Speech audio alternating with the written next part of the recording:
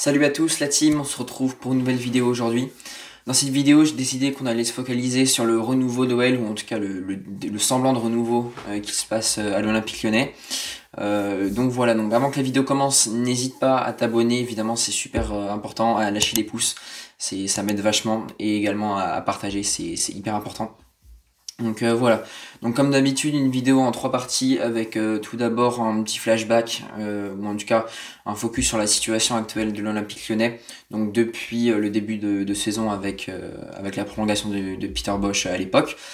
Ensuite on verra l'arrivée de Laurent Blanc et qu'est-ce qu'il est en train d'apporter à l'Olympique Lyonnais et un peu quel est son projet de jeu. Et puis on verra les différentes éventualités pour la suite et qu'est-ce que l'OL pourrait espérer d'ici la fin de saison avec notamment un titre en Coupe de France en ligne de mire. Donc voilà, bienvenue dans cette nouvelle vidéo, installe-toi confortablement, c'est parti.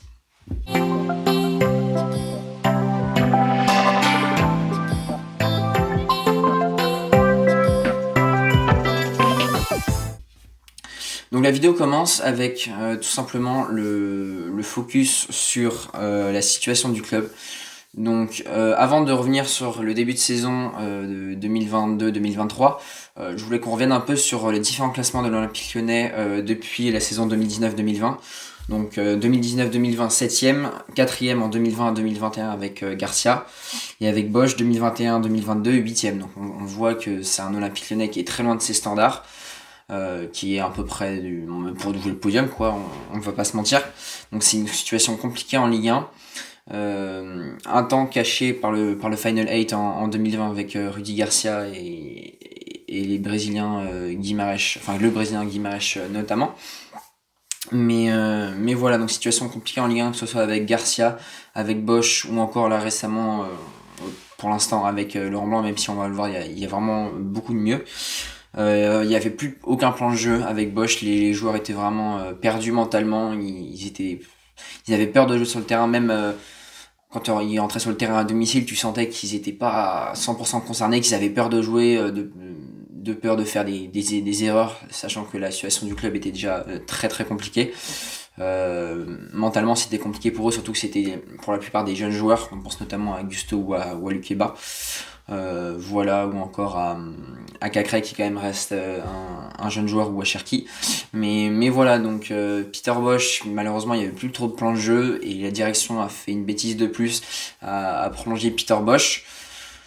Jean-Michel Aulas, lui, voulait tout simplement prendre Laurent Blanc assez rapidement, ça a toujours été l'un de ses souhaits, mais il a laissé Juninho à l'époque choisir donc Garcia puis après Bosz, qui se sont révélés être malheureusement des échecs. Et donc on arrive au match de Toulouse dans la première semaine d'octobre 2022, un match nul qui n'était pas forcément dégueulasse, mais c'était trop compliqué vu la situation actuelle et vu les nombreuses illusions que l'Olympique Lyonnais avait connues. Et donc Peter Bosz saute de l'OL et est limogé de l'Olympique Lyonnais. Et donc très rapidement, les dirigeants de l'Olympique Lyonnais décident de se tourner vers Laurent Blanc. Un choix notamment émis par Jean-Michel Aulas, qui l'a toujours voulu, il s'en est pas caché en conférence de presse lorsque Laurent Blanc est arrivé. Mais voilà, donc Jean-Michel Aulas était satisfait, tout le board était d'accord, donc à savoir Chirou et également Vincent Ponceau. Textor qui n'était pas encore là, donc voilà, toutes les discussions autour du rachat étaient encore de mise. Donc voilà, donc tout ça crée une atmosphère assez compliquée, on va pas se mentir. Et donc Laurent Blanc arrive, et là donc ce que je vous propose, c'est qu'on passe du coup maintenant à tout ce qui est schéma de jeu de Blanc et ses volontés. Et donc dans sa conférence de presse d'intronisation, Laurent Blanc, lui, il met l'accent sur une chose en particulier, qui est tout simplement de gagner des matchs. Lui, il veut s'appuyer également sur des joueurs d'expérience. On va le voir par la suite, mais en tout cas voilà, il veut regagner des matchs, peu importe comment l'Olympique Lyonnais les gagne, mais voilà, il veut les regagner parce qu'il dit que peu importe la manière dont on gagne le match, bon, évidemment si la manière c'est mieux, mais peu importe la manière dont on gagne le match, pour lui ça ne sera qu'une satisfaction, puisque ça va apporter de la confiance dans le vestiaire, parce que qui dit victoire dit forcément morale bien meilleure qu'en cas de défaite, et qui dit confiance en plus. Donc Donc voilà, donc pour lui c'est hyper important de justement retrouver le goût de la victoire, le goût de la gagne. Et il veut au départ s'appuyer sur des joueurs expérimentés comme Boateng par exemple, Aouar ou encore Karl Toko Ekambi, mais il va vite déchanter avec Boateng aujourd'hui qui n'est plus titulaire à l'Olympique Lyonnais, tout comme Aouar et Toko qui est parti en prêt du côté du Stade Rennais. D'ailleurs un prêt qui n'est comme par hasard pas bon. Enfin en tout cas où il est pas bon pour l'instant Toko. Dernier match en date contre le Stade Toulousain où il était sur le banc. Mais bon, parenthèse fermée. Et donc il décide de s'appuyer sur les joueurs d'expérience, mais il va, enfin en tout cas selon moi, il va vite voir que bah justement c'est pas la bonne solution, que bah Toko, il aime bien Toko, mais on voit tous supporter lyonnais, d'ailleurs il a été pris en grippe lors du match face à Strasbourg, qu'il n'est tout simplement pas bon et également plus en confiance. Et donc je pense que Toko est parti notamment au mercato hivernal à cause des supporters, on va pas se mentir, et je pense que c'est une bonne chose parce que ça a permis à Barcola du coup de prendre un peu plus de pouvoir, mais c'était pas une volonté en tout cas du board ni du coach de faire partir Toko sur qui il comptait vraiment beaucoup, mais force est de constater que ça a marché il a dû faire confiance enfin Laurent Blanc a dû faire confiance à Brede Barcola qui lui rend une confiance très bonne pour moi, voilà, qui lui rend l'appareil. Donc voilà, donc il est obligé de s'appuyer sur Barcola, et puis Laurent Blanc a également insisté sur le fait de recruter un 6 d'expérience, malheureusement qu'il n'a pas eu, mais surtout un défenseur central expérimenté, et donc forcément l'Olympique Lyonnais a pensé à Dejan Lovren, qui est une véritable satisfaction depuis son retour entre Saône et Rhône. Tout simplement, avant le retour de Dejan Lovren, l'Olympique Lyonnais prenait 1,5 but par match contre 0,5. Maintenant, bon, là avec le match de Lens, je n'ai pas calculé, mais voilà, avant le match de Lens c'était 0,5 but, ou de Lille même, c'était 0,5 but par match. J'avais mis un petit tweet à ce propos sur Twitter. Et donc voilà, on sent qu'un Dejan Lovren apporte vraiment beaucoup dans cet Olympique Lyonnais malade. Et également les leaders qui sont retrouvés, malheureusement Lacazette est blessé, mais Tolisso voilà, arrive à tenir maintenant 90 minutes, Lacazette lui est toujours aussi efficace.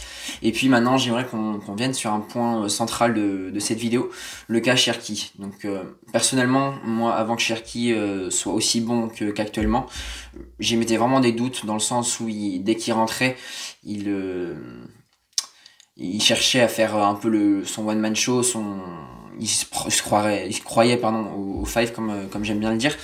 Et donc pour moi c'était vraiment une situation très problématique. Je pensais qu'il allait nous faire une Ben Arfa, donc moi je voulais qu'il parte. Personnellement, voilà, j'assume mes erreurs aujourd'hui. Je vois que c'est un super joueur. Et ça, je pense que c'est dû à Laurent Blanc qui est construit, je pense, son effectif aujourd'hui autour de Ryan Cherki. Donc je vais m'expliquer pourquoi. Donc il a choisi le 4-4-2, Laurent Blanc. Pourquoi ? Parce que c'est un système où Cherki est le plus mis en valeur, dans le sens où Cherki c'est pas un joueur qui va faire beaucoup d'efforts, donc dans le sens où il va pas faire beaucoup d'efforts pour revenir défendre. Et dans ce système de jeu, c'est là qu'il pensait que Ryan Cherki pourrait au mieux exprimer ses qualités. Donc force est de constater que ça marche, enfin, que c'est en train de marcher, en tout cas avec une superbe complicité avec Lacazette. Et donc il a décidé de partir en 4-4-2, schéma qu'il a travaillé, en 4-4 de losange je précise, schéma qu'il a travaillé pendant la trêve hivernale, pendant la Coupe du Monde, avec notamment différents essais avec les matchs contre Arsenal, Liverpool ou notamment Louvain. Et donc au début c'est vrai que la mayonnaise avait du mal à prendre, mais finalement elle est en train de prendre, j'ai l'impression. Et il a mis un milieu de terrain qui est hyper intéressant, dans le sens où Tolisso lui est très à l'aise en 6. D'ailleurs il l'avait confirmé lorsque Peter Bosz était là, lui il préférait être plutôt en poste de numéro 6 où il pouvait vraiment organiser le jeu. Après donc au niveau des 2-8, il y avait Cacré et Le Penant qui servaient vraiment à harceler le porteur du ballon pour récupérer le ballon et pour permettre justement à Cherki de moins faire d'efforts, et pour qu'il puisse vraiment se concentrer pleinement sur la création du jeu, lui qui est vraiment un pur créateur, qui a vraiment de l'or dans les pieds, qui est vraiment très très très intéressant. Et donc lui, Cherki va pouvoir vraiment se consacrer sur tout ce qui est l'aspect créatif du jeu, pour donner des super ballons à Barcola qui peut partir en contre. Il y a Lacazette qui n'a pas besoin de 150 occasions pour mettre la balle au fond. Donc tout ça fait que on a retrouvé un OL vraiment très conquérant, avec une défense également qui n'est pas laissée de côté, avec un Lovren qui lui agit comme un véritable patron, et une concurrence installée entre Sinali Diomandé et Castello Luqueba qui tire le meilleur des deux joueurs, avec un Sinali qui était très très bon contre Lens hier soir. Donc ça c'est une grosse satisfaction côté lyonnais aussi. Un Luqueba qui est blessé mais qui commence à revenir petit à petit dans le 11, comme par exemple hier soir face à Lens, même si on était en 3-4-3.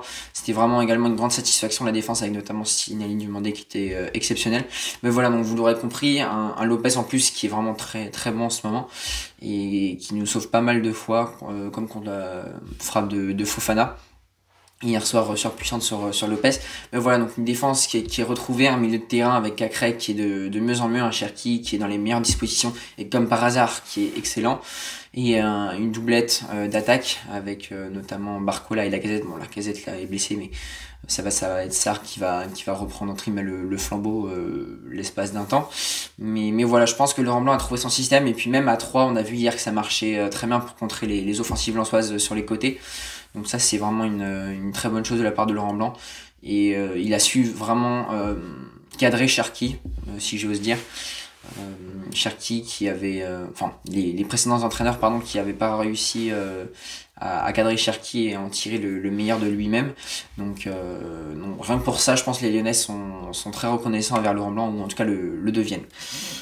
Donc voilà pour le petit aspect Laurent Blanc, c'était assez long. Donc ce que je vous propose maintenant, c'est de regarder les perspectives d'avenir pour la fin de saison côté lyonnais. Donc l'Olympique Lyonnais malheureusement est 9ème à l'heure actuelle. Bon, c'est vrai qu'il y a du mieux, 6 matchs sans défaite, avec notamment un nul face à Brest en guise de petit couac. Mais des victoires notamment, une qualification face à Lille en Coupe de France qui était très très bonne, et puis le match hier soir face à Lens qui est une grande lueur d'espoir. Un match face à Strasbourg perdu certes, donc avant les 6 matchs, mais qu'on mérite de gagner, qu'on domine de la tête et des épaules. C'est pareil, c'était un très bon match. Et puis même Brest, c'est pareil, on a fait exactement le même match face à Strasbourg, sauf sans être méchant devant le but, sans être tueur devant le but. Donc voilà, mais en tout cas on sent depuis début 2023 un OL retrouvé, et donc il reste forcément la Ligue 1 à jouer. L'Olympique Lyonnais a 6 points de la première place européenne que détient Rennes, je crois. Et donc voilà, ils sont encore les Lyonnais en course dans la Coupe de France, où ils affronteront Grenoble le 26 février, si je dis pas de bêtises, ou dans ces eaux-là le 28 peut-être. Donc voilà, donc une superbe opportunité d'aller en demi et d'essayer d'aller gagner le titre avec des équipes comme le PSG par exemple, ou Nice qui sont sortis, Nice qui est très très bon en ce moment. Voilà, il reste Lens notamment et Marseille pour les deux grosses équipes restantes. Donc voilà, donc un titre qui est pour moi jouable, en tout cas en tant que supporter lyonnais. Et puis également l'Europe, pour moi, je pense qu'on était à 11 points il y a 2 journées des premières places européennes, là on n'est plus qu'à 6 points.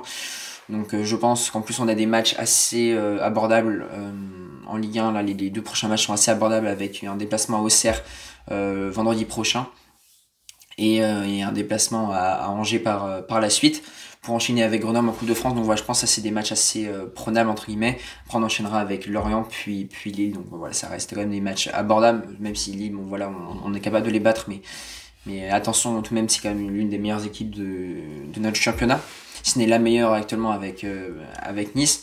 Mais voilà, donc pas mal de lueurs d'espoir côté lyonnais, et puis avec un duo Fekir, Cherki Lacazette, qui ressemble justement au duo Fekir Lacazette d'il y a quelques années.